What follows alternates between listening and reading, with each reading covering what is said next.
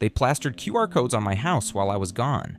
Not just 1, 12, front door, mailbox, porch rail, even my wife's old garden bench had a laminated scan to comply stapled right through the wood. And in case that wasn't enough dystopia for one Tuesday afternoon, the hand-carved sign that had hung above my gate for over a century, Reddick Orchard, established 1889, was gone. Just 2 rusty hooks left swinging in the breeze like a punchline to a joke I wasn't in on. In its place, a laser-printed notice in sleek Helvetica font that read, "Zone under review for community optimization. Temporary access suspended, estimated duration, 45 days. They'd barricaded my own damn driveway. I stood there with 2 bags of groceries, an iced coffee going warm in the cup holder, and the kind of creeping numbness that tells you this isn't incompetence, it's personal. My name's Calvin Reddick. I'm 41 years old, a retired history professor, and, according to the local HOA president, an obstacle to communal evolution." That's a real quote, by the way. Man actually said that to my face while wearing Allbirds and a hoodie that said, "Fail fast, fix faster." I came here for quiet, bought my late wife's childhood home 2 years ago, a creaky Victorian on 5 acres just outside the HOA boundary. That was the whole appeal. No lawn inspectors, no pastel color mandates, no laminated passive aggression stapled to your hydrangeas. I just wanted a place with some soul, a place where I could fix up old furniture, plant a few apple trees, and finish the restoration work Sarah never got to complete. I never imagined I'd be at war with a dude who uses the word disruptor unironically. But before all that, before the QR codes, before the barricade, before Colby Trent turned our neighborhood into a TED Talk fever dream, there was the house. Our house. Sarah and I used to visit it every summer, long before we were married. It belonged to her grandfather, a quiet man who built everything on the property by hand, from the wraparound porch to the small pond out back that froze just enough in the winter for clumsy ice skating. He was the kind of guy who labeled his tool drawers in cursive and sharpened his pencils with a pocket knife. Nothing rushed, nothing wasted. When he passed, the house sat empty for years. Sarah always said she wanted to bring it back to life, room by room, but cancer has a way of speeding up all the wrong clocks. So I bought it, moved in the spring after she was gone. No grand plans, no Pinterest boards, just me, a truck full of her old books, and a stubborn desire to make something whole again. There's this desk upstairs, solid oak, claw feet, finish rubbed raw where her elbows used to rest. It's the one she used when she wrote her thesis. Still has her handwriting on the underside of the drawer. SR plus CR equals maybe. That desk means more to me than the whole damn house. It sits by the bay window, right where she left it, overlooking the orchard we planted together in college. Every morning I open the shutters, make my coffee, and sit there while the sun spills across the hardwood. It's not healing, not really, but it's something close. And when the world outside gets loud, that spot, that view, it reminds me why I'm here. Which is why, when a smug tech bro with a god complex decided my home didn't align with community vision, he didn't just pick a fight with an old house. He picked a fight with history. And unfortunately for him, history is kind of my thing. It started with the shutters. Not a fine, not a letter, not even a knock on the door. Just a sticky note, a neon pink sticky note, slapped right in the middle of my front window. Your exterior features are out of sync with Community Aesthetic Protocol, CAPE version 3.2. Please remove non-standard elements, e.g. antique shutters, within 10 days to avoid escalation. That was it. No signature, no HOA letterhead, just that smug little phrase, CAPV 3.2, like I'd missed an important software update. Now I should mention, these shutters, they're handmade, mid-1940s. Sarah's grandfather built them himself after a windstorm tore through the east side of the house, painted them robin's egg blue with leftover barn paint, and stenciled little crescent moons in the corners because, according to family legend, her grandma thought it kept bad dreams and nosy neighbors out. Worked for 60 years, until now, apparently. I stood there holding the note, blinking at it like it might rewrite itself if I stared hard enough. Then I looked down the street, and sure enough, there he was, Colby Trent, standing at the end of my gravel drive with his electric scooter and a protein shake the color of antifreeze. He waved, not like a neighbor waves, like a CEO presenting a slide deck to shareholders. "You got the note?" he shouted, all cheer and fake camaraderie. "No worries if you're behind on the portal, we've got templates now." I had no idea what the hell the portal was. I walked down the steps, calm, slow, measured, because I'm not the kind of guy who yells in cargo shorts, and I asked as politely as I could, "Colby, did you just try to regulate my 80-year-old shutters with a Post-it?" His smile didn't even flicker. "Calvin, my guy, this isn't about regulation, it's about integration. Visual cohesion is a pillar of wellness living. You can't expect alignment if everyone's projecting outdated styles. He actually said that. Outdated styles. I looked him dead in the eye and said, they're handmade. They're part of the original house. They're not going anywhere. That's when the smile cracked. Just a little. Only for a second. But I saw it.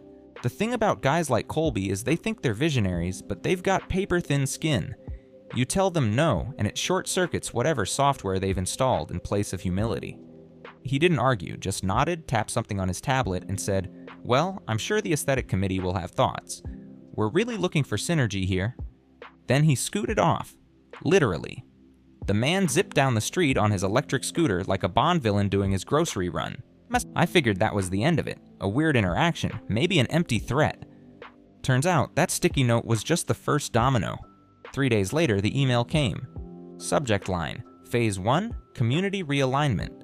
Sender, HOA Infrastructure. Harmony Task Force, yes, really. I didn't even know we had a task force. Apparently Colby invented it. The email included a PDF titled Baseline Optimization Targets. It had a photo of my house, shutters, porch swing, front gable, and all, under a big red header that said, Non-compliant structural language. Apparently my home was now visually jarring to pedestrian experience and inhibiting aesthetic flow across zones. Because nothing says pedestrian suffering like a wraparound porch, but the real kicker was the final line. Homeowners who fail to engage with the community alignment process may be subject to a provisional suspension of access or amenities. I stared at that for a long time. Access? To what? My own damn property? I figured it was posturing, some Silicon Valley psychobabble with no teeth. So I did what I always do when nonsense comes dressed in jargon. I ignored it. I put the email in a folder called Colby's Narnia, went back to sanding the staircase banister, and figured he'd get bored. He didn't get bored. Instead, he launched a full-on digital smear campaign. I'm talking emails, HOA Slack messages, yep, we had a Slack channel, and even a poll called Legacy versus Progress, What Defines Us? The poll included this gem: should we allow outlier architecture that hinders communal mindfulness? I was the outlier, obviously. Then came the home inspections. Unannounced, some kid in a branded windbreaker showed up with an iPad and a drone in his backpack, saying he was documenting site inconsistencies. He didn't have a name badge, just a laminated card that said Design Quality Intern. I told him politely to get off my property. He tried to argue, said something about HOA enforcement bylaws. I asked him to quote them. He couldn't. I told him to leave. He took a photo of my mailbox and backed away like I was holding a rake. 2 days later, the drone showed up. It hovered outside my upstairs window for 15 minutes. I was in the middle of replacing the old curtain rods in Sarah's reading room when I noticed it, this stupid blinking little beetle with a camera eye, right outside the glass. I shut the curtain and stood there in the dark, clenching the screwdriver like an idiot. That was the moment it clicked. This wasn't some harmless startup-fueled design fetish. This was about control. Colby wasn't just trying to repaint the neighborhood, he was trying to erase anything that didn't look like him, anything that didn't submit. And because I'd told him no, because I'd refused to opt in, I'd become the eyesore, the case study, the guy you had to make an example of. Things got uglier from there. They blocked my access to the HOA portal, which meant I couldn't see notices, vote on anything, or respond to compliance feedback. I got a letter, hand-delivered this time, stating that my property was being reviewed for historical inutility, whatever the hell that meant. And then, one morning, I woke up to find that the path leading up to my house had been rerouted. They'd literally moved the neighborhood gravel walkway 20 feet to the left, cutting directly across the edge of my apple trees, and placed a little sign that said, Community Trail, Scenic Loop, please stay on path. My property line was clearly marked, but that didn't stop joggers from now cruising through the edge of my orchard like it was public parkland. It felt like invasion by inches, one slow, bureaucratic brick at a time. And still, I didn't fight back. Not yet, because part of me still believed reason might work, that if I just waited, maybe Colby would burn himself out on his own ego trip. But that was before he touched the desk, before he stepped into her room, before he crossed the one line I wasn't ever going to forgive. At first, I still thought I could handle it like an adult. You know, talk to the guy, use actual words, maybe even sprinkle in a little basic human decency. So I sent Colby an email. Short, calm, polite. I even formatted it like a corporate memo just to speak his language. Hi Colby, I'm reaching out directly to express concern over the recent changes affecting my property. I'd appreciate a conversation about the rerouted trail and the recent drone activity. I believe we can find a respectful solution that honors both community development and individual rights. Best, Calvin? I got an auto reply. Thanks for reaching out. I'm currently optimizing alignment workflows for Q2. If this is a Tier 1 concern, please open a ticket through the HOA Conflict Mediation Hub. Conflict Mediation Hub. It was a Google form with drop-downs. I selected unauthorized surveillance and land use violation, wrote a full paragraph describing the drone, the path reroute, the QR codes, and hit submit. Got a screen that said, "Thank you. Someone from our Synergy team will respond within 14 business days." 14, not even real days. Business days. I took a deep breath, shut my laptop, and tried the plan B. The next morning, I drove down to the city zoning office. It's this old concrete building behind the Safeway, still smells like carpet glue and copier toner. I brought my deed, my property map, and even the original easement paperwork Sarah's grandfather had filed back in 1974. The clerk, nice guy, probably in his 60s, wore a bolo tie and smelled like peanut brittle, flipped through the papers, nodded a lot, then frowned. "Well, you're technically outside the HOA overlay," he said. "But your access road crosses one of their shared maintenance zones. If they voted on reallocation..."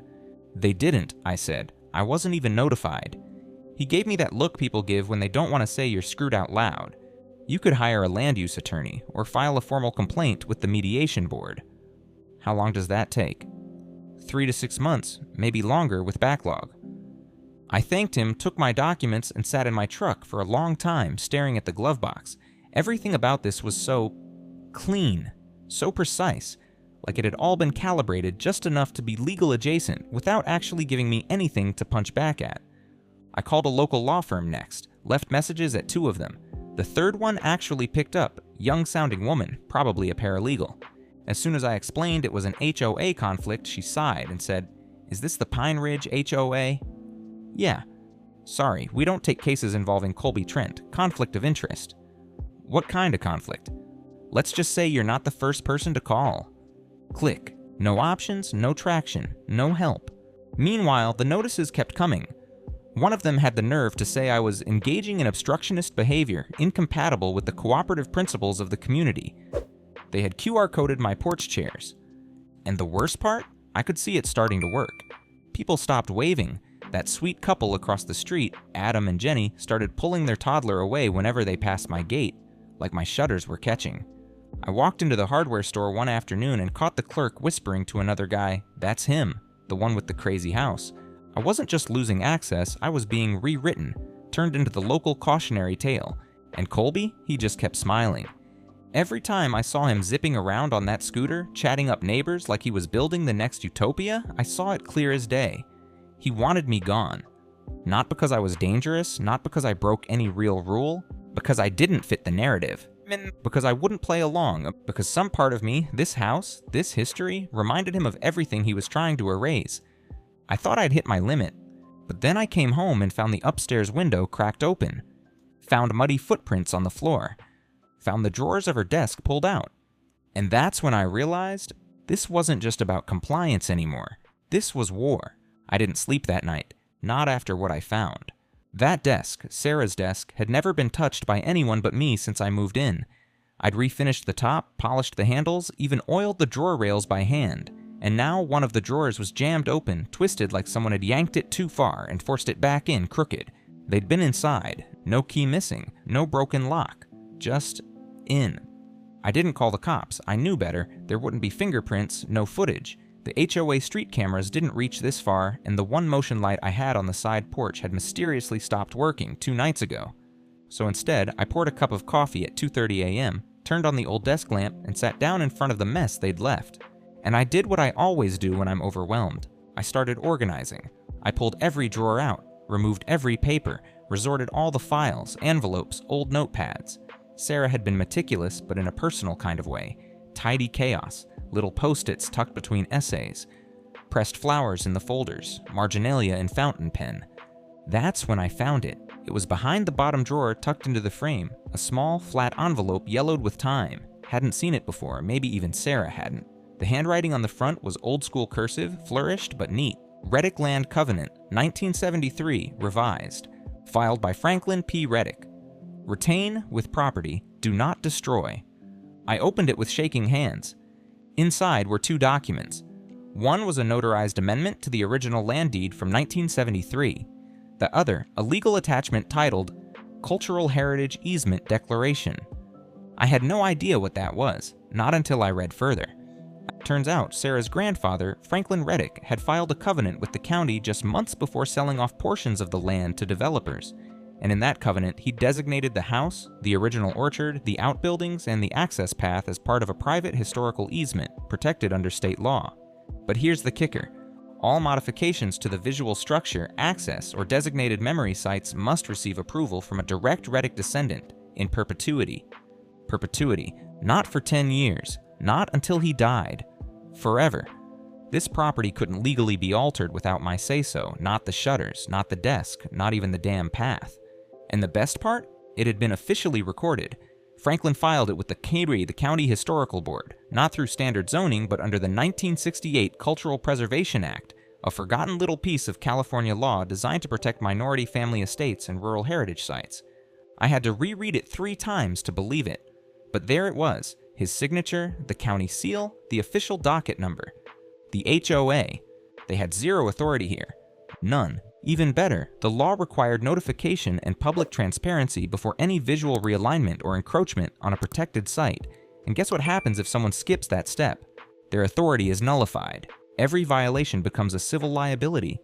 Colby hadn't just overstepped, he'd unknowingly trespassed onto a cultural preservation site, then documented the whole thing in meeting notes, emails, and his HOA optimization reports. And suddenly, all those QR codes, all that realignment, all the meddling, they weren't just overreach. They were illegal, but that wasn't even the most damning part. Taped to the back of the second page was a photocopy of a property transfer Colby himself had signed. It showed that when he bought his house 2 years ago, he had to initial a clause acknowledging potential easement overlap with historic land designation. He knew, and he did it anyway. That's when something in me snapped. Not with rage, not with panic, with clarity. Because this wasn't just about Sarah anymore, or shutters, or QR codes. This was theft of memory, erasure by design. And I was going to stop it, not by yelling, not by threatening, but with the one thing Colby had never respected: proof. First thing I did was scan every page. Front, back, margins, even the little handwritten note Franklin had scribbled at the bottom. Heritage matters, even when no one's watching. Then I took pictures of the desk, the orchard, the shutters, the original path. Anything referenced in the easement covenant, time-stamped, geotagged, and uploaded to a fresh, private cloud folder I named Heritage Lockbox. Because if I was going to take Colby down, I'd need receipts, and backups of the receipts, and backups of those backups.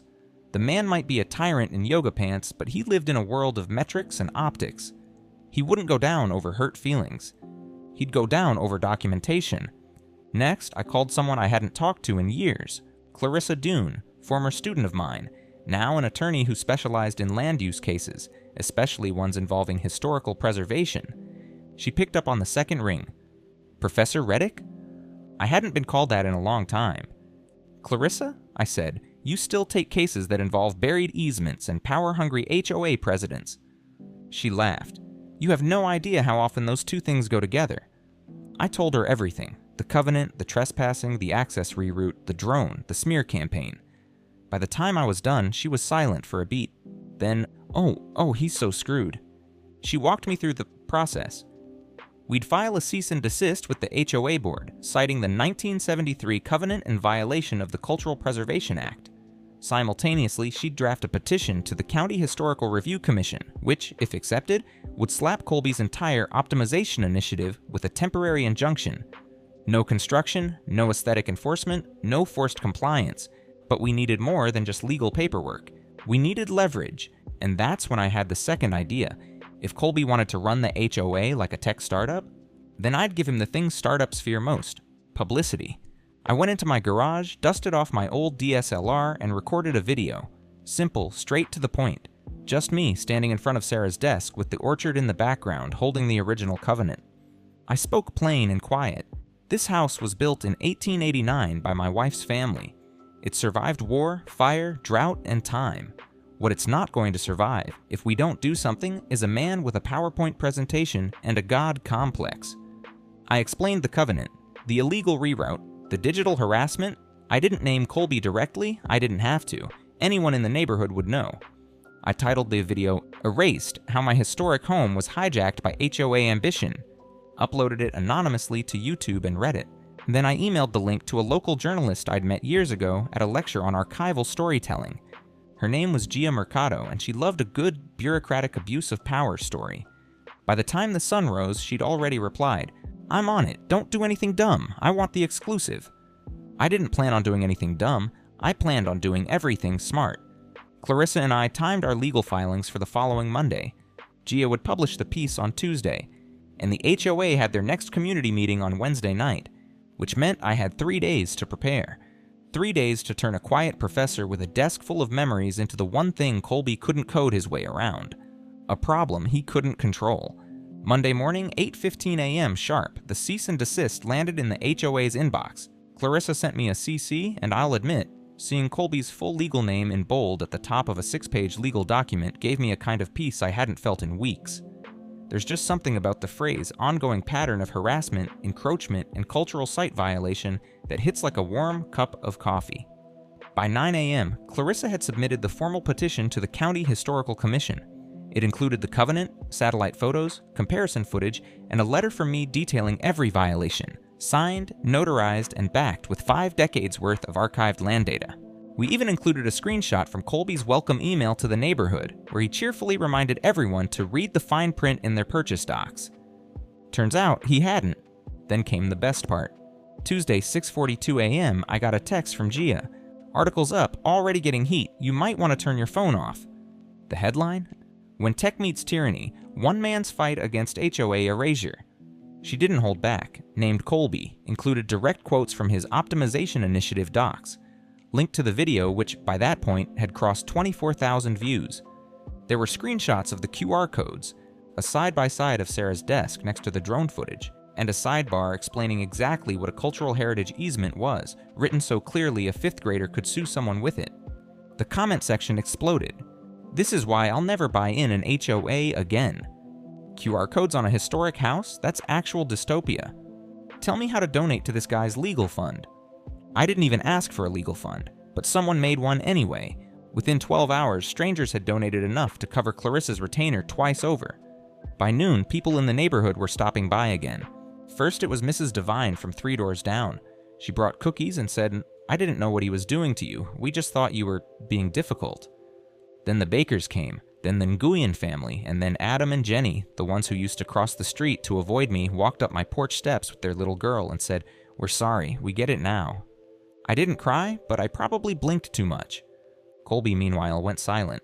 No Slack posts, no emails, no impromptu vision updates. Just a message on the HOA board site that the Wednesday meeting would still happen, with special agenda items. He was planning something.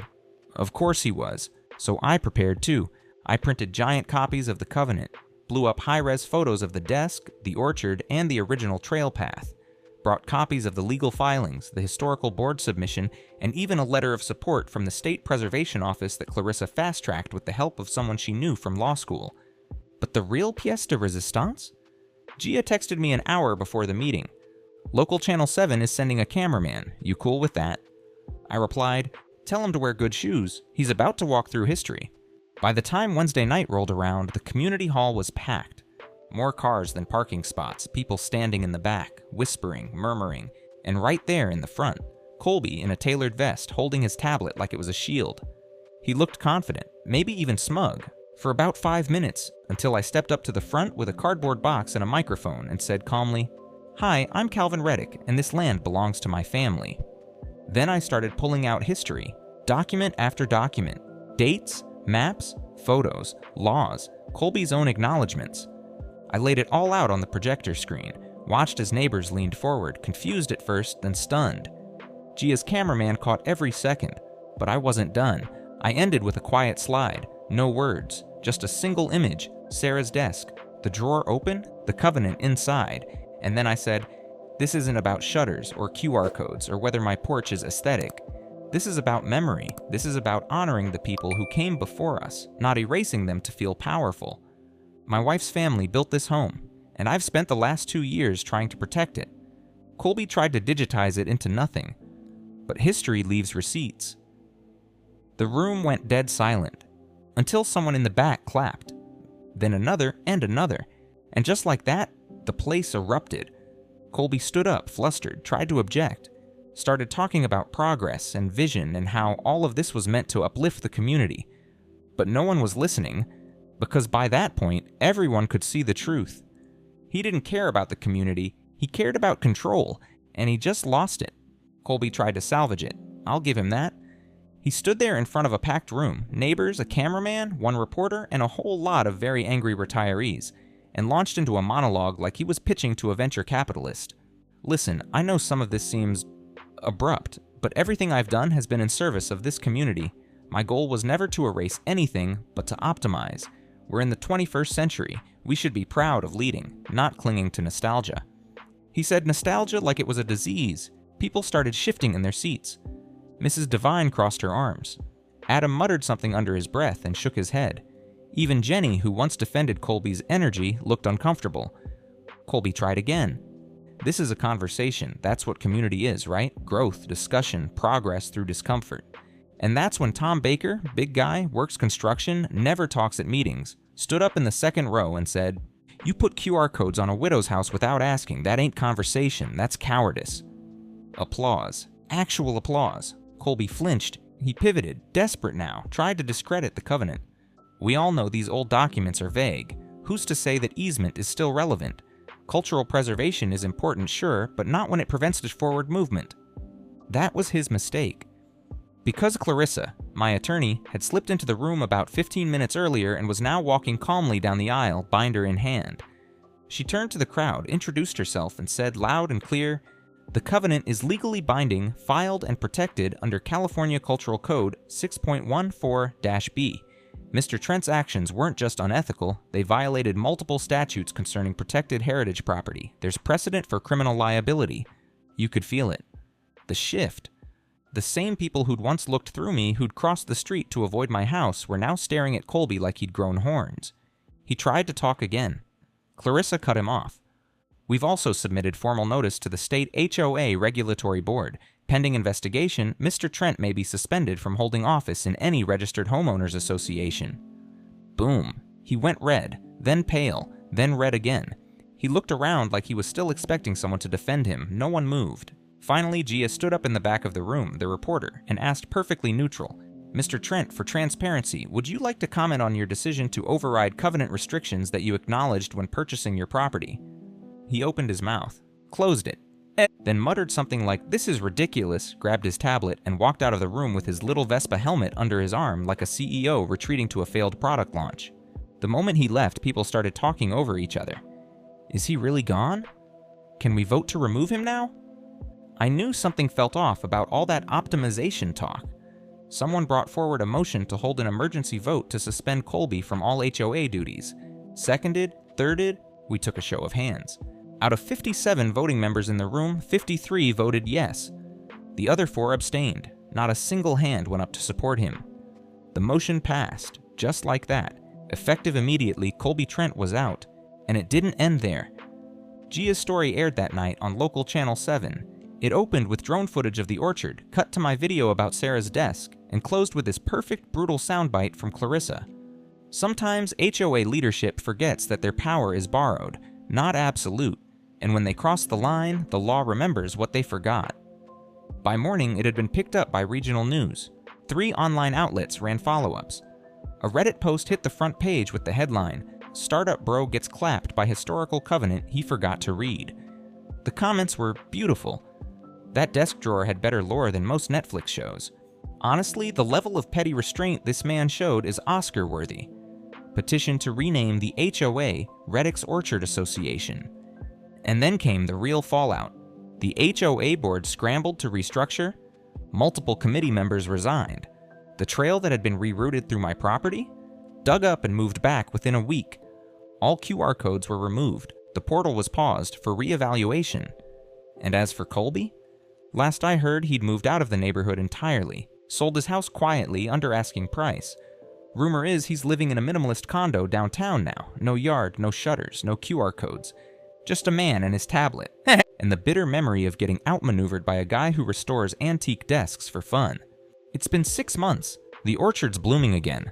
The sign, Reddick Orchard, established 1889, is back on the gate, this time restored by hand by Adam and his wife, who showed up one Saturday with a ladder, a can of weatherproof sealant, and a sheepish look that said, "We get it now."